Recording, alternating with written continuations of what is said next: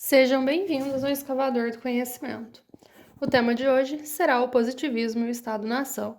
A República Brasileira ela foi pensada aí sobre a égide da ideologia positivista. Tendo aí diversas influências de Augusto Comte, ela acabou aí se infiltrando em diversas áreas da sociedade. Mas o que foi o positivismo? Ele foi aí um pensamento filosófico e social criado por Auguste Comte na França no século XIX, que após alguns anos se tornou uma doutrina positivista. O trabalho de Comte ele ganhou repercussão e notoriedade após a criação aí da Lei dos Três Estágios, que segundo ele a sociedade passaria para chegar ao ápice do seu desenvolvimento. E esses três estágios eles eram divididos, primeiramente como teológico, fictício, que seria aí a crença no sobrenatural ou nas forças da natureza. Ele tem aí diferentes fases, por exemplo, fetichismo, politeísmo, monoteísmo. A segunda fase seria o metafísico abstrato, que seria a fase de transição, em que os fenômenos seriam explicados por meio de entidades ou forças ocultas.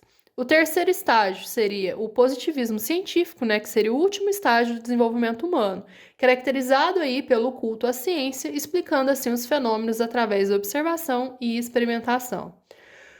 E qual foi a contribuição aí dos intelectuais para o Estado? No século XIX, muitos estudantes brasileiros, após concluírem aí os seus estudos, em universidades da Europa, trouxeram consigo para o Brasil o conhecimento do positivismo e o disseminaram em diversas esferas aí da sociedade brasileira. O positivismo ele fez uso aí da simbologia, como, por exemplo, na criação de um calendário próprio com referências às grandes personalidades históricas, e para a República a criação do seu maior símbolo, que foi a bandeira nacional. Após a proclamação aí da República em 1889, uma nova bandeira foi criada para representar as conquistas e o momento histórico para o país, projetada aí por Raimundo Teixeira Mendes e Miguel Lemos, com um desenho aí de Décio Vilares. Ela foi inspirada na bandeira do Império, desenhada aí pelo pintor francês Jean-Baptiste Debré. Ela foi aprovada pelo decreto de número 4 de novembro daquele ano e manteve a tradição das antigas cores nacionais, o verde e o amarelo. Essa mistura de elementos, ela teve aí como objetivo criar um elemento de referência que trouxesse o sentimento de nação e de pertencimento. As estrelas representando os estados sugere que todos estão alinhados sobre os mesmos ideais e leis, ou seja, todos estão obstinados a concretizar a máxima do positivismo, que seria o amor por princípio, a ordem por base, o progresso por fim.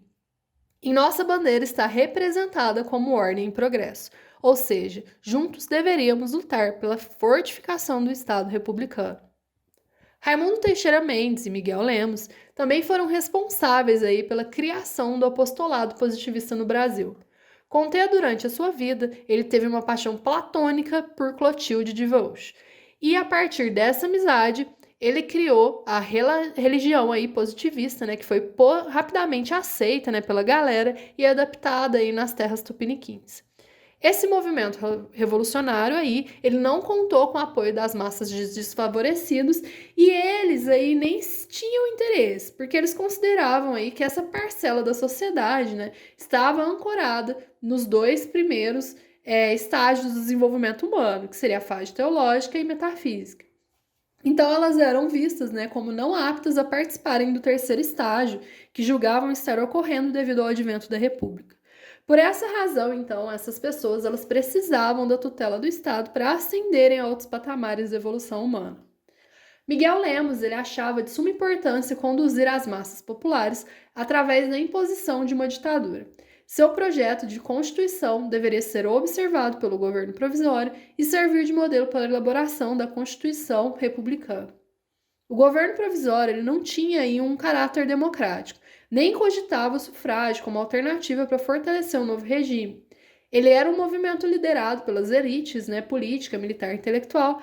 Essas elites, por muitas décadas, continuaram a comandar o país direta e indiretamente. Nos últimos anos do Império e nos primeiros anos da República, o sistema de politique positive e o catequismo positivista corriam aí de mão em mão pelas escolas militares como se fosse a Bíblia. Aos poucos, quando essas obras deixaram de ser lidas, suas lições se impregnaram nos hábitos mentais da comunidade e continuaram aí por décadas exercendo a sua influência, mesmo que sem uma identidade reconhecível. O positivismo aí ele tinha como princípio a harmonia e pensavam que uma eleição, né, o sufrágio, alteraria a ordem, trazendo aí o caos e a discórdia entre os grupos opositores. Pois é, por essa razão aí eles defendiam a necessidade de uma ditadura na fase inicial dos processos revolucionários. No Brasil, os positivistas eles eram divididos em dois grupos, né, os ortodoxos e os heterodoxos. Os ortodoxos eles tinham maior destaque nas questões políticas, eles acreditavam em um novo Estado republicano e defendiam a religião positivista e todos os preceitos da filosofia de Auguste Comte. Essa doutrina conseguiu destaque em grande parte devido à conjuntura política do país. O império enfrentava uma crise e vislumbrava sua queda.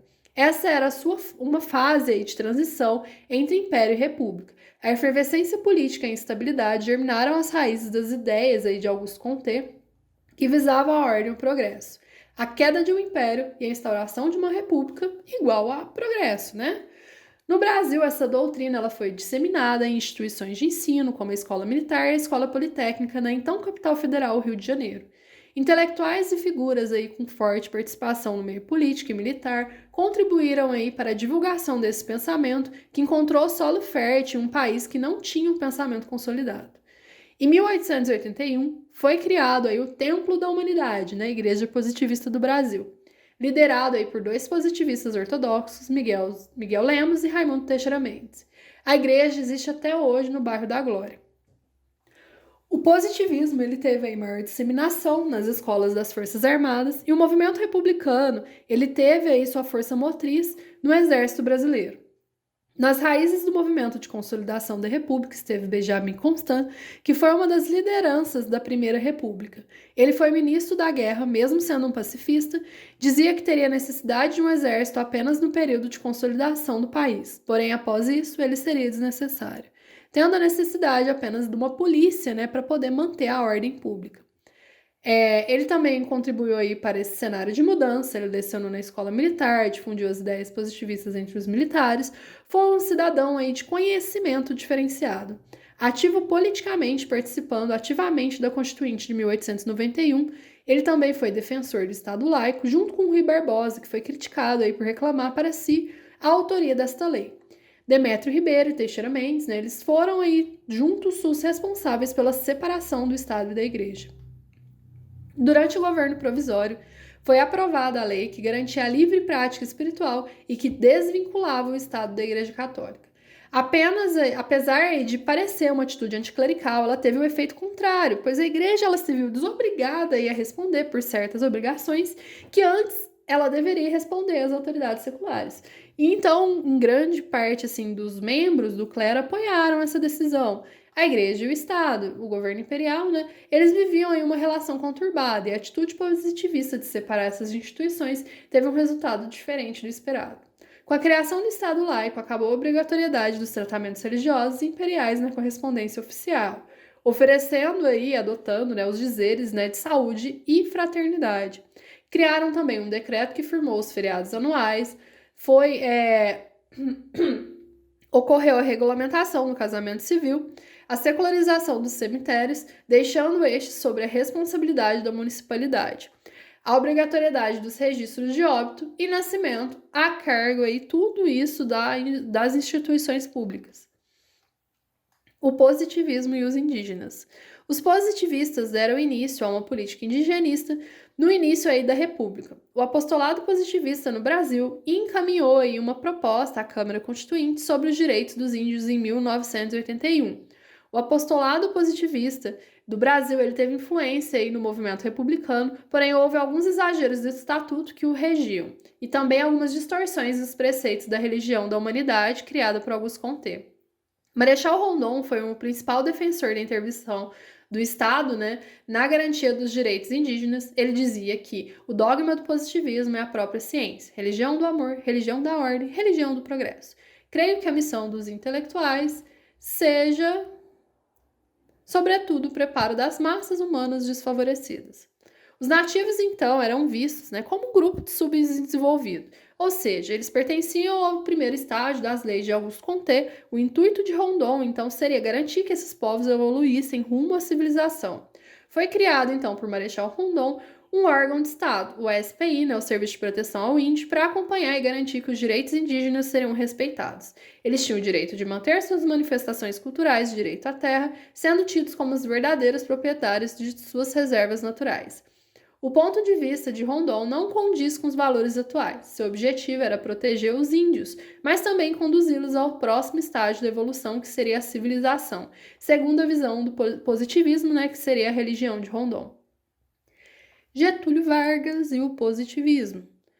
O estadista Getúlio Vargas também era adepto do positivismo kantiano. Ele integrou o 6º Batalhão da Infrantaria de São Borja e depois frequentou a Escola Preparatória de Tática, né, de Rio Pardo. Em 1903, ele ingressou na Faculdade de Direito de Porto Alegre, onde optou pela doutrina positivista do direito. No início de sua carreira política, seus ideais eram correlatos aos ideais progressistas que animavam aí a doutrina positivista. Ele defendia aí a intervenção do Estado para alavancar o progresso, defendia a ditadura com referências aos mortos de Comté. A influência positivista em Vargas nunca foi ortodoxa, ao contrário da primeira geração dos iniciadores, né, da República, né, Júlio de Castilhos, Borges de Medeiros e Pinheiro Machado, geração de 1907. Ele ingressou aí na política quando a República já se consolidara. A tarefa da primeira geração foi implantar a República no Rio Grande do Sul, através aí da ditadura científica de Comté, e assegurada aí pela primeira Constituição Estadual Republicana, praticamente elaborada por Júlio de Castilhos. Seu discurso positivista ele vai perdendo a força e a doutrina também a partir do primeiro quartel do século XX.